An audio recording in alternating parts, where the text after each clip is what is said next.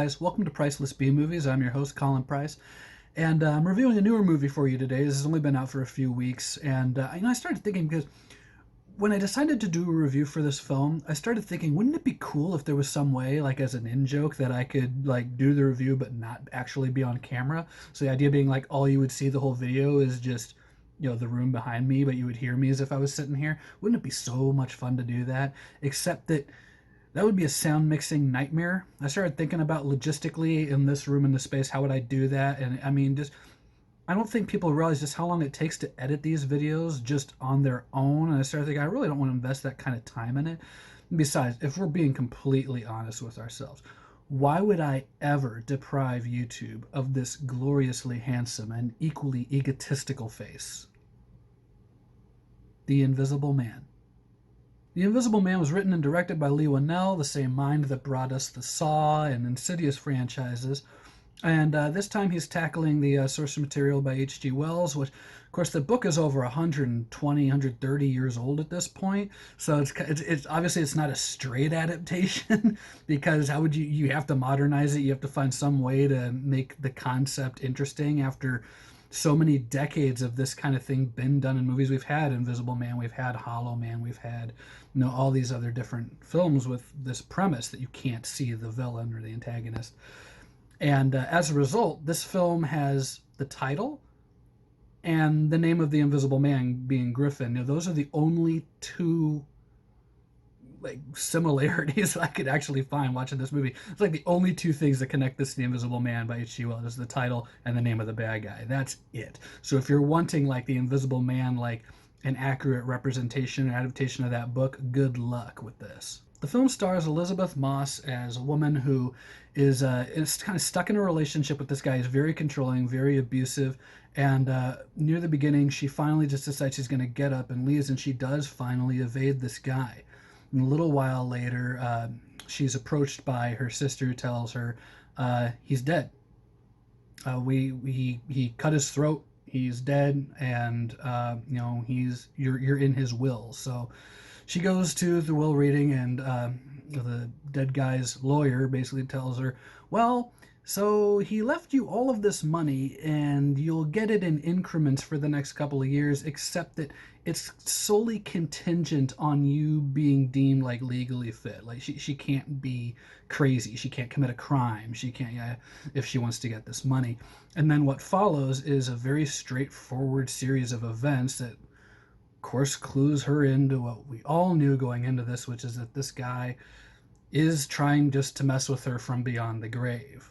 In terms of story, there really isn't too much more without getting into potential twists and giving away things that I would never give away in a review. I will say that the trailer does a pretty good job with this film because it does very accurately portray the tone and kind of the kind of movie that it is, but the trailer is also very good at not giving away surprises. So I have to commend that. I remember when I saw this trailer in the theater for the first time, and after it was over, I thought, oh, okay, so it's The Invisible Man brought to you by Lifetime. It's basically just going to be like an hour and a half of this guy just being invisible and using it to further abuse this woman, and there isn't going to be anything more to this. I was happy to discover there is more to the plot, although a great deal of it, well, we'll get into that later.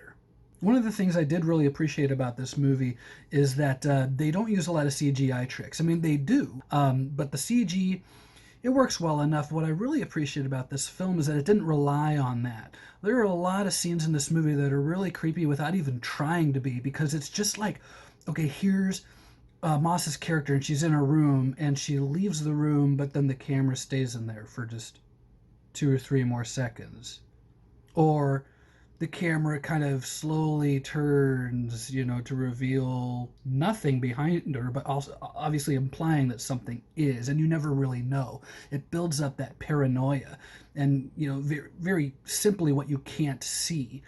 And, is there something actually there? Or is it just the cinematographer playing a practical joke on the audience? And those scenes are a lot of fun. I wish there'd been more of that, because even though when I was watching the movie, I was kind of like, oh, I hope the whole movie isn't like this. Eventually, I really did appreciate the artistry that went into that, because I really appreciate kind of like no budget filmmaking. And if you can create paranoia and real suspense out of literally just a person being in a room. Uh, That's true filmmaking. I applaud this film for having sequences that work that well. Also, Elizabeth Moss is great in this. I'm really not a big fan of hers. I find her, how can I say this nicely, annoying. I don't like her whole vibe. I don't like her look. I don't like her voice. There's just something about her that just rubs me the wrong way. I just don't enjoy her as an actress. But I will say that she was fantastic in this movie. It really blew my mind. She's far better than I thought she was going to be. In fact, I would even put her performance in this movie up with like last year's Us, the performance that Lupita Nyong'o gave. I think that it was really that great. As far as my criticisms of the film go, there's only two criticisms I have that I think are not just me nitpicking. One of them is, and I've been hearing this a lot lately, one of the big ones was Birds of Prey, which is a film that I didn't overall love, but I thought there were some things in it that worked. One of them was Ewan McGregor. I thought he was a great villain in that. And I remember seeing a lot of reviews, a lot of critics saying, there's just nothing to that character. He just hates women and he is just a mean guy and there's nothing there. That's a horrible villain because he's just this one dimensional character. I think it's much more fair to make that complaint about this movie. The Invisible Man character, he really does just, I mean, you don't know much about him.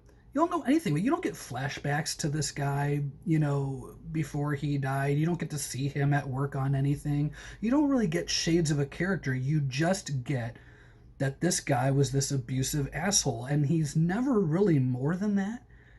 And that kind of bugged me. And this is the Invisible Man. The character in the book, once again, I was saying, this is a modernization, it has to fit into the story.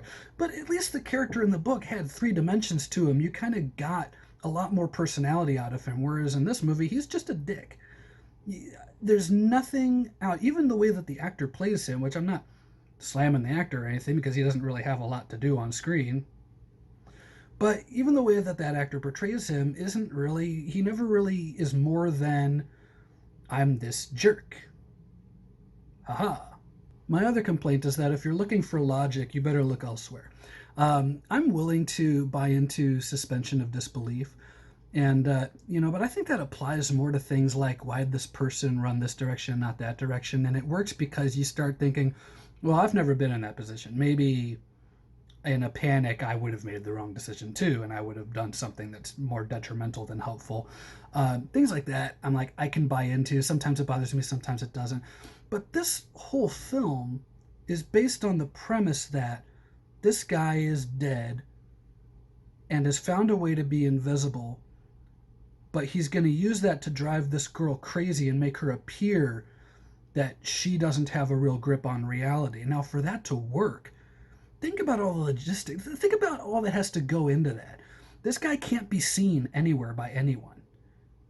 He can't, just security cameras alone really kill the probability of a lot of things in this movie working. In the review I just did for Ricochet, I pointed out a scene involving a swimming pool where I said, that's a neat idea, but I wish someone could explain to me exactly how these characters got away with that. There's a lot of that in The Invisible Man. It really gives the impression that this was like a first draft, that Lee Whannell really didn't think a lot of this through. I started thinking about it and like, there are plot twists or things or even simple lines of dialogue that could have explained a lot of it, but nobody ever bothers. And that really bugged me after a while. There's one scene in particular in a restaurant that I just cannot wrap my head around. I'm hoping that there's like an extended edition of the movie or deleted scenes on a Blu-ray or something that help me understand more of like how this was even possible, like how no one thought to look into certain things. But as it is, the movie just in terms of just sheer intelligence really fails in a lot of aspects. Like I said, though, this movie does have some genuinely scary scenes, and I really do appreciate how, with a lot of the horror aspects, they were able to accomplish so much by doing so little. It's very ingenious. I wish that more movies would take these kinds of ideas. Some of the tricks with the cinematography and building paranoia in the audience. A lot of that works so well. I want to see more of that in horror movies these days.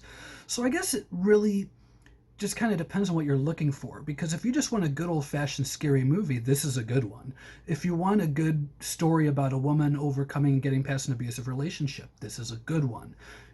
But if you're looking for something more along the lines of like The Usual Suspects or Silence of the Lambs or Seven or even the original Saw, where you get a certain level of intelligence with the proceedings, you're going to be disappointed by a lot of this. I'm going to give The Invisible Man 3 out of 4 stars. Overall, I enjoyed it, but I wish some more attention had been paid to the screenplay. I wish that there had been a couple more drafts.